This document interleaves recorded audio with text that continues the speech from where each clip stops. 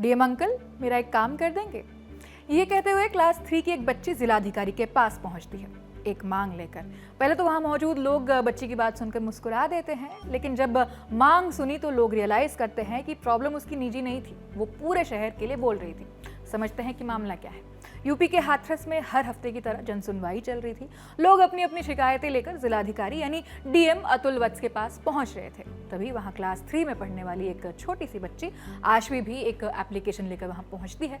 आश्वी ने डीएम को बताया कि वो रोज ट्यूशन पढ़ने जाती है, रास्ते में एक रेलवे फाटक पड़ता है, वहां अक्सर लंबा जाम लग जाता है क्योंकि मालगाड़ियों के गुजरने के दौरान फाटक काफी देर तक बंद रहता है। ऐसे में गाड़ियों की लंबी लाइन लग जाती है और उसे भी वहीं इंतजार करना पड़ता है। वो कहती है, रेलवे फाटक पर इतना जाम लगता है कि ट्यूशन पहुंचने में देर हो जाती है और फिर डांट पड़ती है। आश्वी डीएम से कहती है कि अगर रेलवे फाटक पर लगने वाले जाम का कोई समाधान हो जाए तो उसे और बाकी लोगों को भी राहत मिलेगी।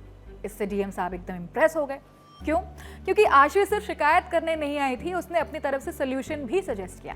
आज तक से जुड़े राजेश सिंघल की रिपोर्ट के मुताबिक छात्रा ने एक एलिवेटेड रेलवे ट्रैक बनाने की मांग की।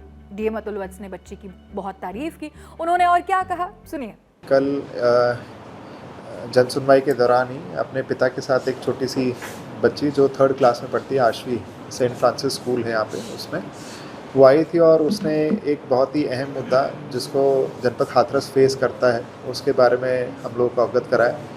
वो इशू ये है कि जब वो स्कूल से घर आती है और जब ट्यूशन पढ़ने के लिए बाद में जाती है तो एक बिजली कॉटन मिल फाटक है, उसके ऊपर हमेशा जाम, जो रेलवे आपका क्रॉसिंग होता है उसका जो बैरियर होता है वो बंद हो जाता है, उसकी वजह से एक जाम लगा मिलता है। और उसका अनुरोध ये था कि वहाँ एक मालगाड़ी रुकती है आके और वो मालगाड़ी लगभग 30 मिनट खड़ी रहती है, तो 30 मिनट तक बच्चे आवागमन नहीं कर पाते। तो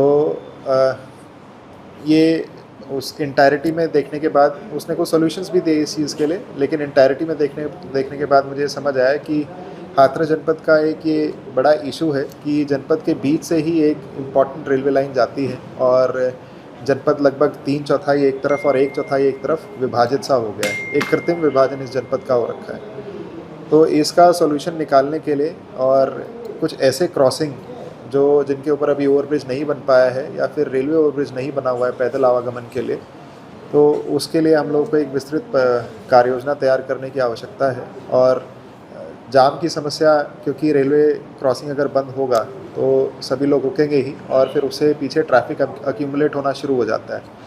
अब ये एक इम्पॉर्टेंट रेलवे लाइन है, इस पे से रेलवे जो गाड़ियां हैं, चाहे पैसेंजर ट्रेन हो या मालगाड़ी हो, उनका आवागमन काफ़ी है। तो इससे जो जनपद के वासी हैं उनके लिए इशू क्रिएट हो जाता है और ये जेन्युइन इशू है। जिस निर्भीकता के साथ और जिस कॉन्फिडेंस के साथ उस बच्ची ने अपनी बात रखी और केवल अपने लिए ही नहीं बल्कि पूरे जनपद को इस समस्या के निजात दिलाने के लिए अपनी बात रखी, वो काफ़ी अच्छा था। और वो हमारे जो देखिए सरकार कार्यक्रम चलाती है, मिशन शक्ति के ऊपर जोर देती है, बच्चों में कॉन्फिडेंस इंस्टिल करने के बारे में बात करती है, आधी आबादी को उसका हक दिलाने की बात करती है, उन्हें इनफैक्ट आगे ले जाने की बात करती है। तो वो एक चीज़ मुझे उसमें दिखाई दी, इसलिए मैंने उसको प्रोत्साहित करने के लिए कुछ चॉकलेट्स और एक बॉटल दे दी। डीएम ने भरोसा दिलाया कि इस समस्या को गंभीरता से लिया जाएगा, रेलवे अधिकारियों से बात की जाएगी और ऐसा समाधान निकालने की कोशिश होगी जिससे लोगों को रोज रोज जाम का सामना नहीं करना पड़ेगा।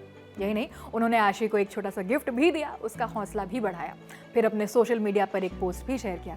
आज तक की रिपोर्ट के मुताबिक हाथरस में रेलवे फाटक पर लगने वाला जाम कोई नई प्रॉब्लम नहीं है। जब भी मालगाड़ी या दूसरी ट्रेन गुजरती है, फाटक लंबे समय तक बंद रहता है और लंबा जाम लग जाता है। स्थानीय लोग लंबे समय से इसका एक परमानेंट सोल्यूशन मांगते रहे हैं। वैसे जनसुनवाई में डीएम के सामने बच्चों की ऐसी मांगे कोई नई बात नहीं है। उत्तर प्रदेश के ही लखीमपुर खीरी में संपूर्ण समाधान दिवस के दौरान 13 साल के अमिताभ गुप्ता ने डीएम और अधिकारियों के सामने बेबाकी से अपने परिवार की परेशानी रखी। पिता की मानसिक बीमारी, आर्थिक तंगी और घर पर लगे ताले का मुद्दा उठाते हुए उसने प्रशासन की काम करने के अंदाज पर भी सवाल उठाए।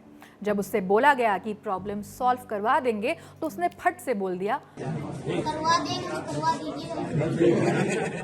ये वीडियो भी खूब वायरल हुआ था। खैर, इस पर आप क्या राय रखते हैं हमें कमेंट में ज़रूर बताइएगा। मैं हूँ आकांक्षा गोगे, कैमरे के पीछे दानिश है। आप देखते रहिए दिल लंटा। शुक्रिया।